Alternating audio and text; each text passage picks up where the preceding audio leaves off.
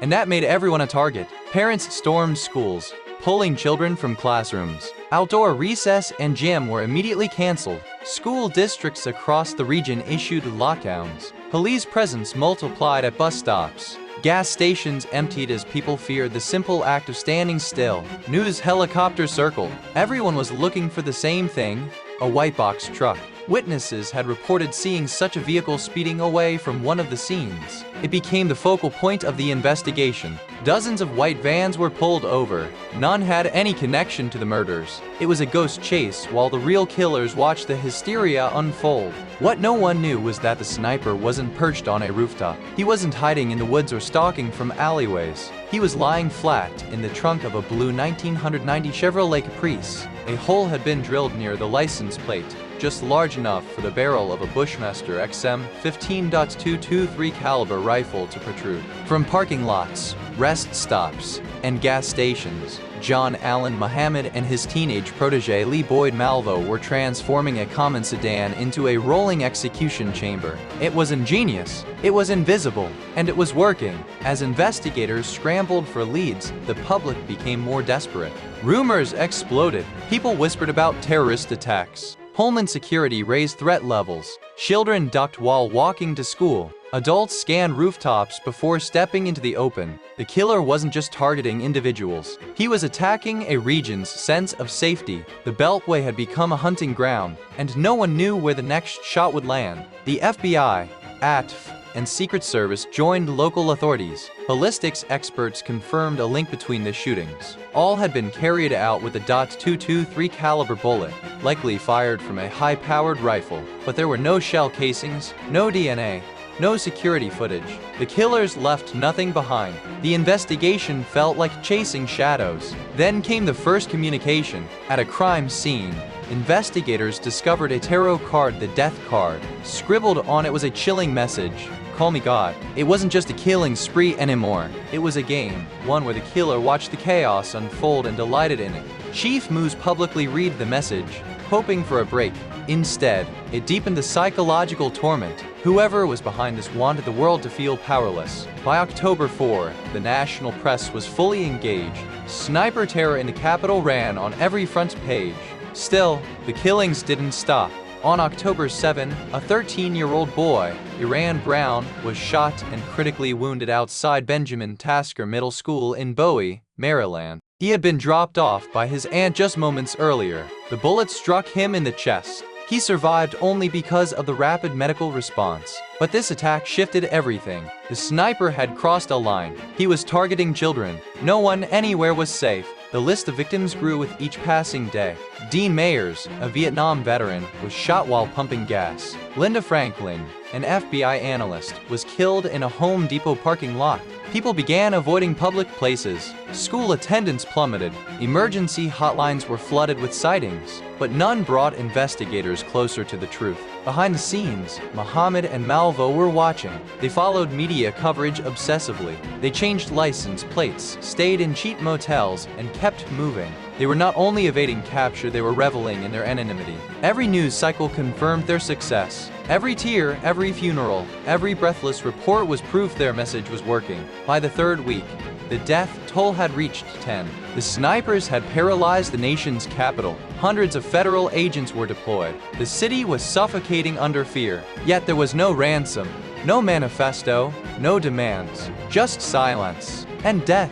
And so it went. Shots fired in silence. Lives ended without warning. The shadow over Washington was not cast by any one person. It was the shape of terror, and it was far from over. As the days dragged on, the people of Washington, D.C., Maryland, and Virginia fell into a state of psychological siege. What had started as a string of isolated killings had morphed into something darker, an invisible war waged by two men who didn't speak, didn't show their faces, and didn't miss. The fear was no longer confined to a single neighborhood. It seeped into every gas station, grocery store, and schoolyard in the region. The Beltway was no longer a highway. It was a hunting ground, and John Allen Muhammad and Lee Boyd Malvo were predators who knew exactly how to exploit fear. By October 8, less than a week into the attacks, the snipers had become fixated on media coverage.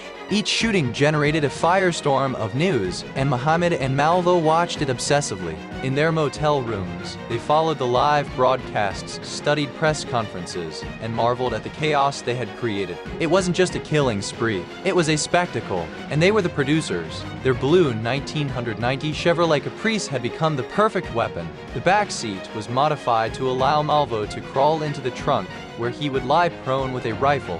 A custom hole near the license plate gave him a clear line of fire. It was virtually undetectable to passers-by. They would park in public places, stay for minutes, and drive off without a trace. Every shot was a message, but the message was unclear. There were no demands, no ideology, no known motive, just precision death from a distance. Meanwhile, police were chasing ghosts. The white box truck theory had taken hold, and law enforcement flooded the region with alerts. Thousands of tips poured in. Motorists were pulled over daily. Delivery drivers were interrogated, but the Caprice remained invisible, common, nondescript, forgotten. It was hiding in plain sight. Investigators were stretched thin. Ballistics confirmed that the same .223 caliber Bushmaster XM-15 rifle was being used in most of the shootings. It was a civilian version of a military-style weapon, legally purchased, but the killers left no shell casings, no fingerprints, no witnesses. Crime scenes were clean and quick.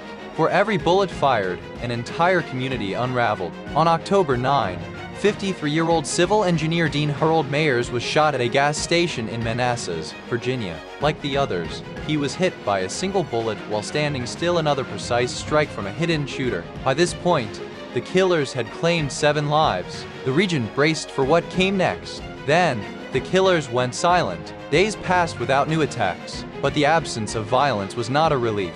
It was a weapon. The lull only deepened the anxiety. Was it over? Had the sniper moved on? Or was he planning something worse? No one knew. And in that silence, fear grew louder. On October 11, 53-year-old Kenneth Bridges, a businessman and father of 6, was shot while fueling his car at a station off Interstate 95 in Fredericksburg, Virginia. The timing was just after morning rush hour. There were multiple witnesses, but again, no one saw the shooter. All they heard was a soft pop. Then Kenneth fell. It was as if death had materialized out of the air. By now, the shootings were being covered around the clock.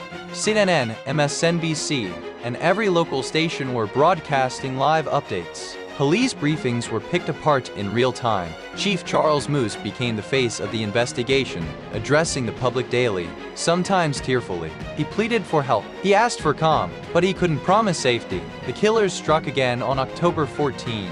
Linda Franklin, an FBI analyst, was shot outside a Home Depot in Falls Church, Virginia. She had just stepped out of the store with her husband. A single bullet hit her in the head. Witnesses described seeing a man fleeing into the parking lot, but it turned out to be another bystander, panic creating false leads. The Caprice rolled away unnoticed, once again evading suspicion. Authorities were desperate. They created a massive task force of local and federal agents. Tips were cataloged, phone lines were overwhelmed, and leads were chased around the clock. But for every theory, there were more questions. Why were these people being targeted? Was it personal, political, racial? The randomness gave the attacks a twisted kind of power. No one could predict the next victim. Anyone could be next. School safety became a central concern. Children were kept indoors. Assemblies were canceled. Parents refused to let their kids ride the bus. Police were stationed at every major school. But it was never enough.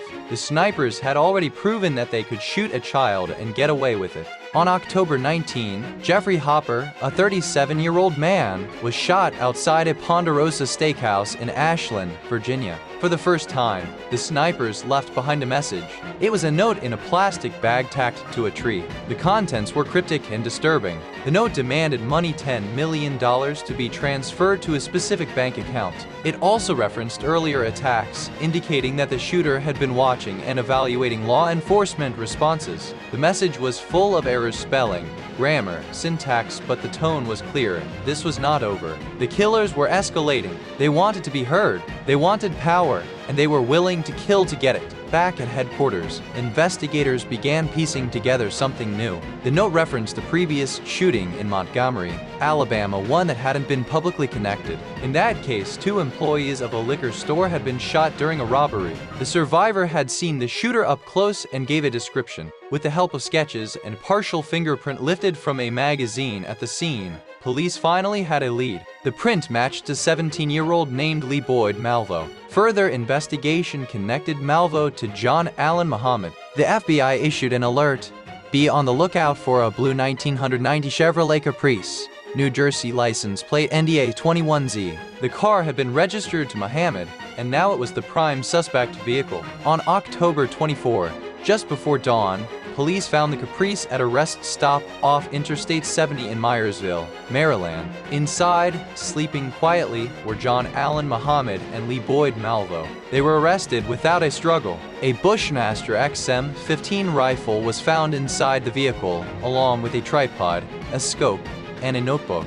The car was, in effect, a sniper's nest on wheels. The region exhaled for the first time in 23 days. The killing spree was over, but the nightmare was just beginning. In the days that followed, the full story began to unfold: who these men were, why they had killed, and what they had planned next. The arrest of John Allen Muhammad and Lee Boyd Malvo in the early hours of October 24, 2002, marked the end of one of the most terrifying manhunts in modern American history. For 23 days, the D.C. region had lived under siege. Schools had become fortresses. Gas stations resembled war zones. Families lived with the constant fear that stepping outside could mean death. But now, the killers had faces, names, and a past that would prove even more chilling than the crimes themselves. In the days leading up to their capture, investigators were working frantically. The turning point had come on October 22, when police in Montgomery, Alabama, connected a fingerprint from a crime scene to Lee Boyd Malvo.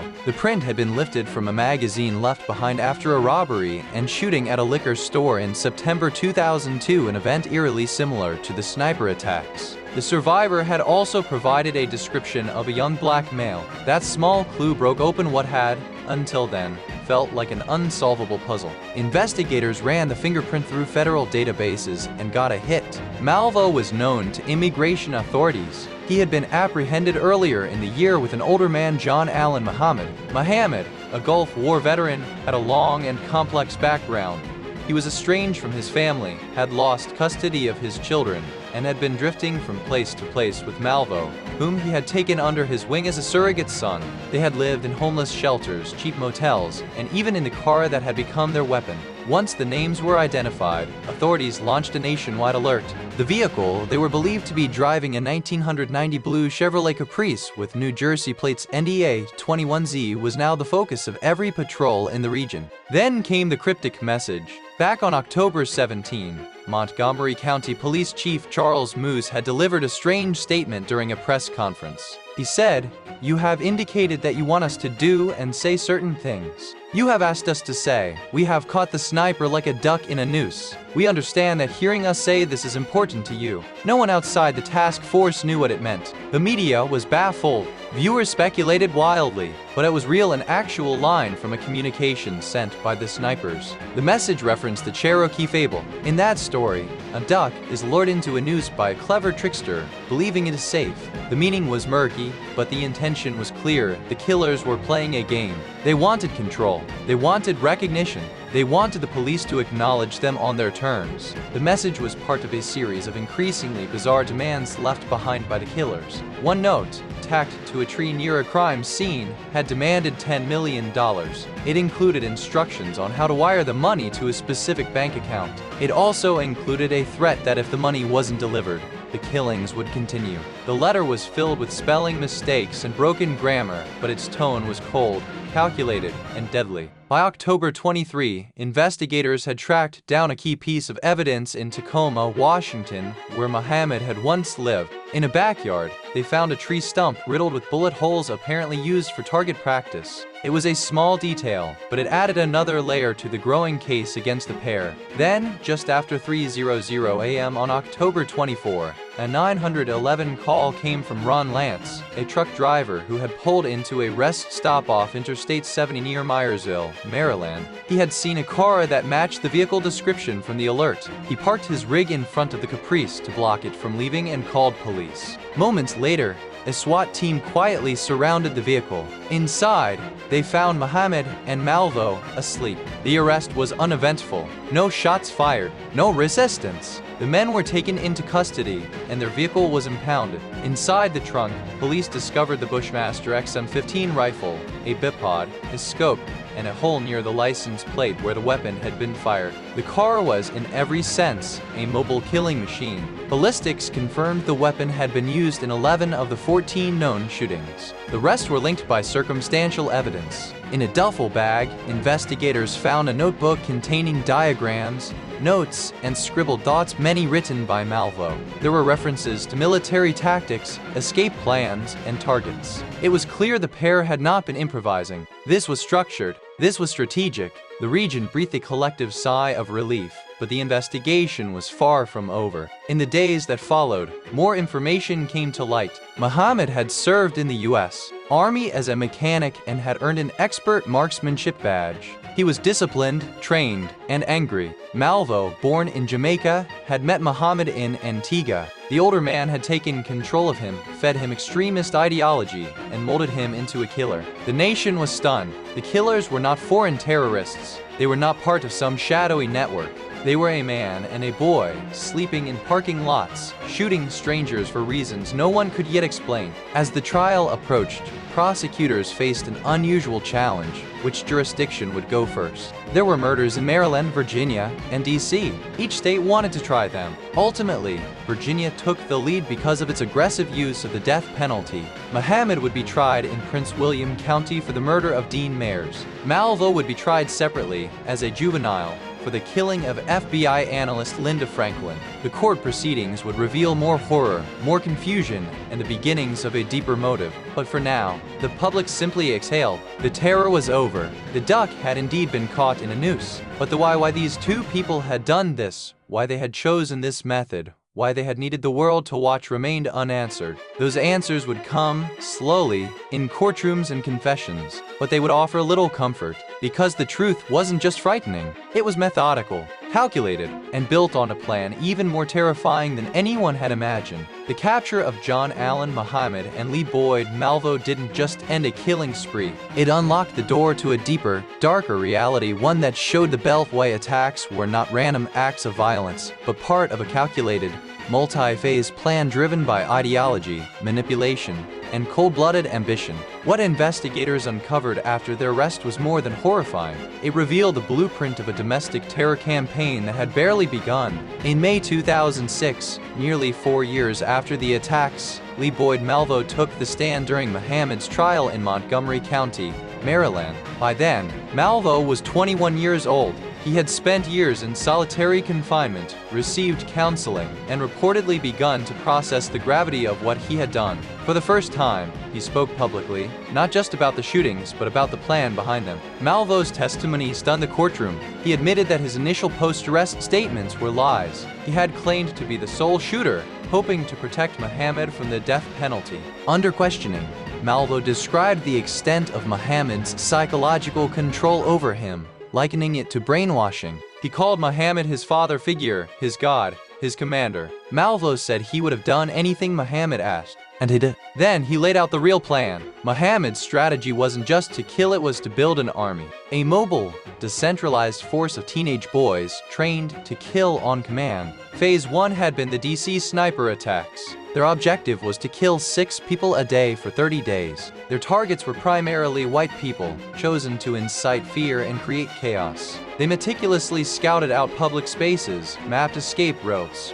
practiced their timing, but traffic, timing, and unpredictable human movement made it impossible to execute the plan at scale. So they adapted, killing 1 or 2 victims at a time but always staying mobile and unpredictable. Phase 2, Malvo said, was supposed to take place in Baltimore. It was meant to be even more gruesome. They would shoot a pregnant woman in the stomach to amplify the psychological impact. Next, they would assassinate a police officer. Then, at the officer's funeral, they would detonate multiple improvised explosive devices planted among mourners and law enforcement personnel. The death toll Muhammad hoped would be catastrophic. Phase 3 would be the endgame. With national attention fixated on the carnage, Muhammad planned to extort millions of dollars from the US government. This money, he told Malvo, would be used to finance a militia of homeless, orphaned, and fatherless boys, children like Malvo, who could be trained and deployed across the country to carry out mass shootings in major cities. Muhammad envisioned them as ghosts, without records, without connections, without fear. They would move invisibly through America, spreading terror in his name. The plan was grotesque and ambitious. It was also deeply personal. Muhammad's motivations were tied to his own life unraveling. After a bitter custody battle, he had lost access to his children. He became enraged at the legal system, the government, and society as a whole. He believed white America had stolen his family. Killing white victims was not just an act of terror, it was revenge. The sniper attacks were, in his twisted mind, the opening shots in a war he was prepared to fight forever. Malvo's role had been both tragic and terrifying. Recruited as a young teen, Malvo had traveled with Muhammad from the Caribbean to the US, across the country, and into the heart of the D.C. area. Isolated, homeschooled by Muhammad, and subjected to months of indoctrination, Malvo lost his identity. In court, he wept. He said, "I'm not proud of myself. I'm just trying to make amends." But no apology could reverse what had been done. The legal outcomes were swift and final. In November 2003, John Allen Muhammad was convicted in Virginia on 2 counts of capital murder, among other charges. The jury unanimously recommended the death penalty. On March 9, 2004, a judge upheld the sentence. And on November 10, 2009, Muhammad was executed by lethal injection at Greensville Correctional Center in Virginia. He declined to make a final statement. Witnesses reported that he appeared emotionless as he died. According to prison records, his last meal included chicken, red sauce, and cakes. Lee Boyd Malvo, by contrast, was spared the death penalty due to his age. He was 17 at the time of the murders. In 2004, he was sentenced to multiple life terms without the possibility of parole. His trials revealed even more. In 2006, Malvo confessed to additional murders carried out with Muhammad in Arizona, California, and Texas, bringing the total number of victims to at least 17. Malvo's fate has remained a point of legal and ethical debate. In 2012, the U.S. Supreme Court ruled that mandatory life sentences without parole for juveniles were unconstitutional. This opened the door for Malvo's case to be reconsidered. As of today, he remains incarcerated at Red Onion State Prison, a supermax facility in Virginia. His appeals for resentencing have sparked outrage from victims' families, many of whom say that any chance at parole dishonors the lives lost and the trauma inflicted. In the years since the attacks, the Beltway sniper case has become a study in domestic terrorism, psychological manipulation, and system failure. It exposed gaps in communication between law enforcement agencies, led to reforms in rapid response coordination, and changed how police track and profile serial killers. The randomness of the killings redefined public fear. It wasn't just the body count, it was the sense that life itself had become unpredictable, fragile, and dangerous. The legacy of Muhammad and Malvo is still felt. Survivors and families continue to tell their stories. Victims' names are etched into memorials. Schools remember the lockdowns. Parents remember the panic. Children grew up with the memory of ducking beneath car windows while their mothers pumped gas. The trauma didn't end with the last shot. It still echoes. What made the D.C. sniper attacks so terrifying was not just the death toll, or the method, or even the motive. It was the silence. The way each bullet came from nowhere. The way fear was weaponized, calculated, and deployed with surgical precision. John Allen Muhammad wanted America to kneel to its own fear. And for 23 days, it did. But in the end, he died in a prison cell, his legacy reduced to a cautionary tale of vengeance, control, and manipulation. Malvo, the boy who followed him into darkness, now lives with the weight of 17 souls on his conscience. And for the rest of the country, the story of the D.C. snipers remains a reminder terror doesn't always come from far away. Sometimes, it comes from the next lane over, hidden behind a license plate, watching as you walk across the parking lot waiting for the moment you stop moving. That's when it strikes.